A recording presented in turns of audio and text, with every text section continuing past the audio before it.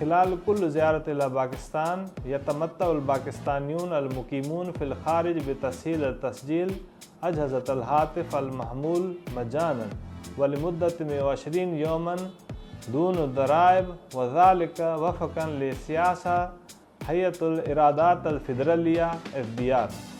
تجدر الإشارة إلا إن هيئة الاتصالات الباكستانية PTA تقدم هذه الخدمة مجانا ومن خلال نظام تسجيل الهواتف المؤقتة الآلي، والمتاع عبر البوابة دربس على رابط التالي dirbs.pta.gov.pk/drs.